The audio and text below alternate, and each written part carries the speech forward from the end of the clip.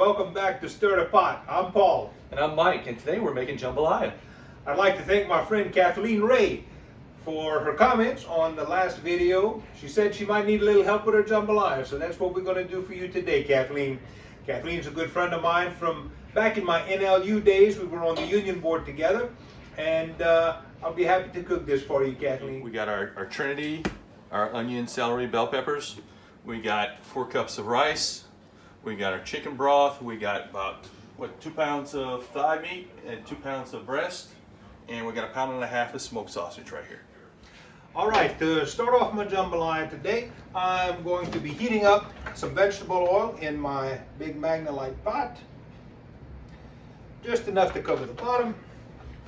While that's warming up, I am going to season the meat. Meat doesn't come seasoned, so we got to do that ourselves. All right, just a good coating of a good Creole seasoning. A lot of people around here use Tony Chachere's or Slap Your Mama. All right, I think that'll do. Now we're going to put it in the pot. So we're going to brown this chicken. The longer you brown it, the better your gravy is going to be. I like to brown it for a while and then use some water to deglaze it. And then brown it some more and deglaze it, and brown it some more and deglaze it, as many times as I need to make it look good. And of course it's going to smell wonderful as well. So I'm just going to put all this chicken in here. I have my temperature on my fire, probably medium high for browning the meat. After I brown all the chicken, then we'll brown the sausage. The meat is browning up very nicely. You can see that kind of nice golden brown color. All right, we're going to let that brown some right. So the chicken has been browning, and as it browns, it shrinks up so I had room to put all the rest of my chicken in there. And you can see that some of this is starting to brown up pretty nicely. And that looks pretty good right there, but I want it to be even more brown than that. And I also like whenever it starts sticking a little bit to the pot, and you can scrape that up. I've got a nice little flat edge spoon here. You can scrape the bottom of the pot, and that helps to keep that little residue down there from burning. And that residue is going to really help bring a whole nother level to the flavor. So today we're making a chicken and sausage jambalaya, which is a pretty common way to fix it. But people make jambalaya with all kinds of things. You can have pork, you can have chicken, sausage, shrimp, crawfish. Really, it's up to your imagination as to what you want to put in your jambalaya. And also, I'm just going to be making a straight up plain jambalaya, if you will. Some people like to use a roux based sauce for their jambalaya. Some people add tomatoes or tomato paste, like a rotel or something like that, and that's fine. There's no right or wrong way to make it. It's whatever floats your boat. Back home, what we like to do is we like to make a jambalaya with leftovers. You might have baked chicken that week. You might add a little bit of sausage from maybe a barbecue on Sunday. We'll cut that up and we'll make a jambalaya using those ingredients right there. You can make a jambalaya with just Spam if you have Spam. That's all you have at the house. Yeah. It's whatever you have in your pantry. Now traditionally, jambalaya is a one-pot meal. Everything's cooked in the same pot. You got your proteins, you got your rice, your vegetables, everything is all in one pot. But sometimes it's a little bit harder to get your rice just right whenever you're doing it that way. If you're used to cooking your rice in a separate rice cooker, and if you want to do that and then add it to your meat and gravy mixture, that's okay. There's no shame in that. If you do it and it tastes good, that's all that matters. That's right. Don't let anybody tell you that's not a real jambalaya. So you can see right here that I have some residue sticking onto the bottom of the pot. That's what I've been talking about. So I'm just going to use a little bit of water to deglaze that. Just a little bit of water, and we're going to scrape the bottom of the pot to get that released, because we don't want that to burn. because that's going to be part of the sauce that makes this so good. All right. You can see how nice this looks. It's nice and browned right here. You got some good browning. But what we really want to look at also is the bottom of the pot and how it's darkening.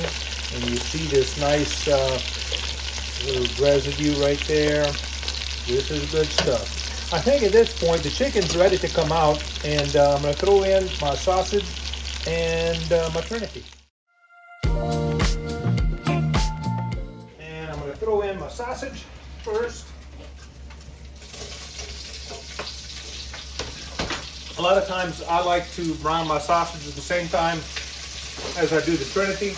And for the trinity that I'm using today, I'm using the pre-mixed, already cut up stuff just for convenience sake. But basically it would be about 1 large onion, 1 bell pepper, and 1 rib of celery.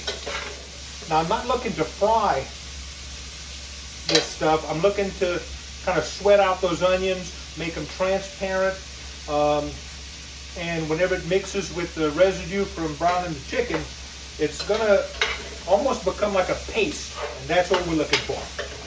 All right, I'm gonna let this stuff start sweating. So Paul, Yeah. how long does it usually take you to brown everything? It kind of depends.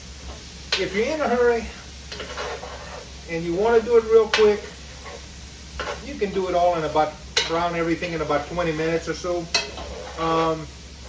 But if you take your time and do it more slowly, like for instance, it's taken me about 45 minutes to do this batch here, just because I'm taking my time, I'm doing it very slowly.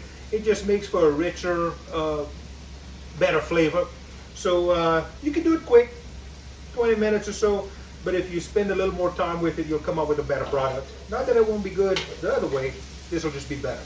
So in your experience, what about your I guess your fire on your stove? What would you suggest for somebody who's just starting out cooking? All right, I like to brown the meat kind of on a medium to medium high, but when I'm browning vegetables, I go medium to medium low. Because again, I'm not trying to fry those vegetables. I don't want them to darken. I don't want them to crisp up. I want them to sweat, and I want them to like almost, you know, turn into a mush or a paste. That's kind of what we're looking for. That's going to make for a very nice, thick gravy, if you will. You have some common mistakes that you see someone who's just starting out cooking like this make? Specifically for jambalaya? Yeah. Getting, first of all, using too high of heat, under seasoning or over seasoning the food, or just getting the ratios wrong, so your rice comes out either like a big mush or that the rice ends up being kind of crunchy. Those are kind of the hardest things to master. But if you stick with the, like for the rice, if you stick with the ratio of 2 to 1, 2 cups of water for every 1 cup of rice, you're going to end up with a pretty good product. All right, let's stir the pot. Let's see what we got here. All right, so you can see that our vegetables are sweating out nicely.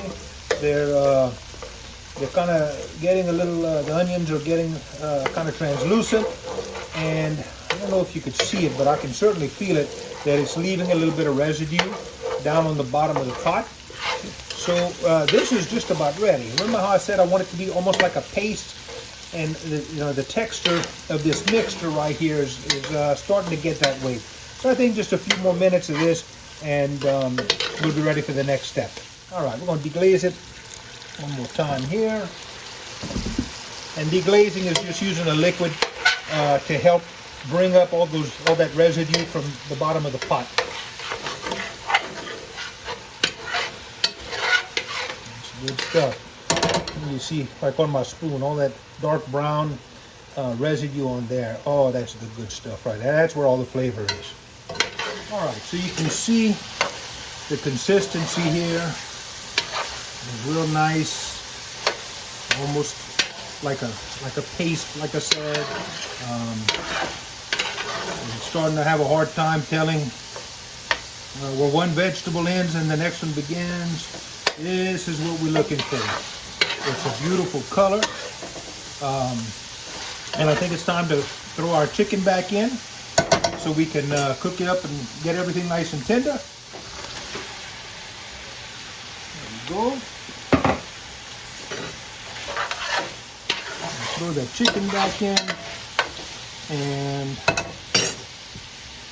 we're going to put enough water to cover our mixture here. Got a very nice color. That's kind of what we're looking for. Now, we seasoned our meat earlier, but now we got to season the sauce. So we're going to add some good Slappy Mama seasoning, and I'm going to cover the top about 3 or 4 times. And then stir the pot. Okay. Now I'm going to bring this up to a boil, and then I'm going to turn it down to simmer, and we're going to let this simmer for about 20 to 30 minutes until the chicken is just about ready to start falling apart. And then we'll add our rice. So remember when we first started all this, I put some vegetable oil on the bottom of the pot to help brown my chicken and sausage and the vegetables. Well, that helps with that, but we don't want all that grease in our jambalaya. So we're going to degrease it. So when the water is boiling, the grease tends to get away from the heat. I have the grease all the way over to one side. So I'm just going to go in here with my big spoon, and I'm going to skim the grease off the top, and we're going to throw that out. We don't want all that grease in here. How often do you have to do that, Paul? Well, should just do it once while the food is cooking. That should be it. But if you notice, like if you cook it with really fatty meats, that some of the fat renders off as you're cooking, you may have to go back a time or two to get it all out. But for this, like for chicken like this, you know, it doesn't have a lot of fat on it. The sausage has some fat, so that's rendering off as it cooks. But you know, I might have to go back and get it again. We'll see. Okay, so I've got a good little boil going on right now. I've degreased the pot, and so now I just got to wait for everything to kind of tenderize a little bit. So I'm going to close the pot and turn it down a little bit, and we're just going to let it cook for probably about another 15 minutes or so. Okay, all right, time to stir the pot. I'm going to check this chicken out and see how it's coming along. Okay, it's been going for about 15 minutes. So what we're looking for is the chicken starting to want to fall apart a little bit. That piece is pretty tender. That piece isn't quite ready. That piece definitely isn't ready. It's still, it's cooked through, it's just not real tender yet. So we're gonna let this go a little bit longer. Maybe another 15 minutes or so, and it should be ready to add the rice. As you'll notice, I have switched from coffee to my favorite beverage of Ghost in the Machine. That's because today is Saturday, and it's game day. And so we're kind of pre-gaming right now. We're getting ready for both the UL Raging Cajuns and the LSU Fighting Tigers to play some ball this afternoon.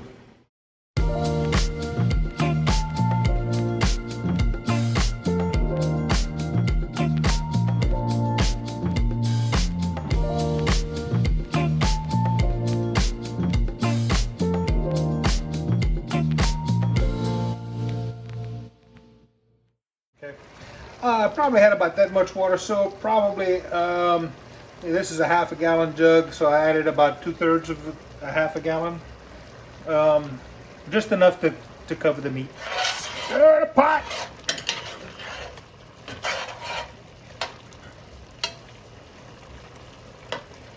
And look right here. Look at that right there. See how it's falling apart? Oh, that's so pretty, and it smells so good. What are you thinking this is gonna feed? One, two people? No, once this is all said and done, I'll have enough to feed probably about 12 people. If you want to, you know, pare it down, you know, feel free to pare it down. You can use, you know, less meat, less rice. But you may just have to experiment to figure out exactly, you know, how big you need it for your family. But with my family, I got a pretty big family, and we're always feeding extras at my house. This is, we'll feed everybody, we'll have a little bit left over, and the leftovers will be gone in 1 or 2 days. How well does this freeze? This doesn't freeze quite as well as some other things, just because of the rice in it. If you freeze it and reheat it, it's going to be a little bit mushy. It'll still taste good, but the texture may be a little different. Okay, so I probably have about a cup of liquid in here now. I'm just going to look and see, and I'm just looking to see how much liquid I have. I'm going to estimate it to be about a cup. So I think it's time to throw in the rice. All right. I got 4 cups of rice here. I'm going to throw that in there.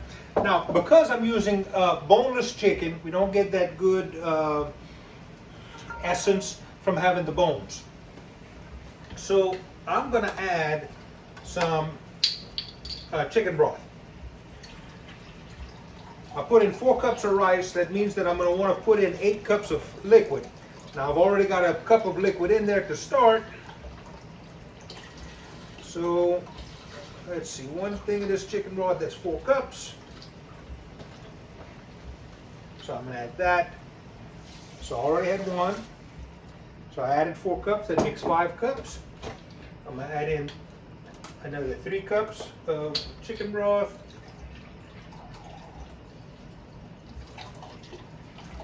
I'm going to put on my glasses because I'm old.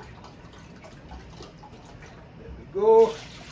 3 cups of that, and we're going to stir the pot. Make sure everything's nice and mixed. Okay, now whenever you add rice, that tends to really soak up a lot of that seasoning, and you may actually need a little bit more seasoning than what you thought you might, just because you got all that extra rice in there, and that's going to really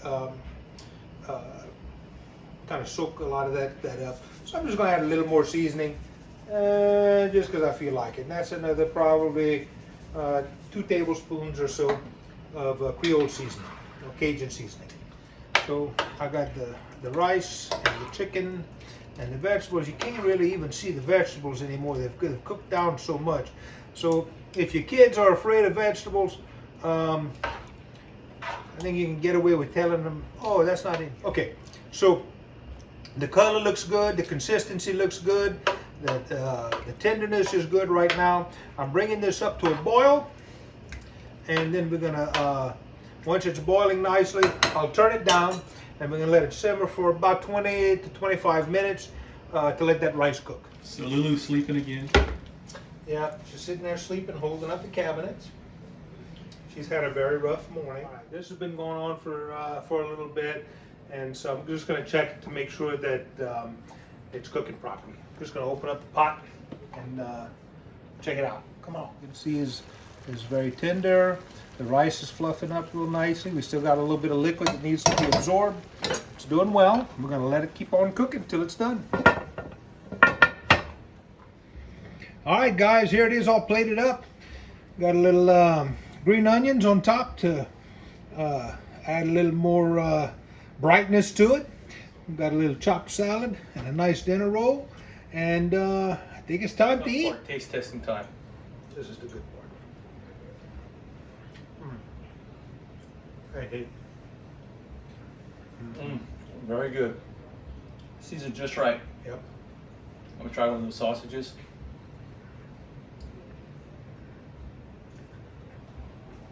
Oh yeah. Oh yeah. Good luck with your jambalaya. Please ask questions. If you have any questions about what we made, or if you have any recommendations for our next video, let me know. Just let me know in the comments. Thank you. Bye-bye. Have a good one.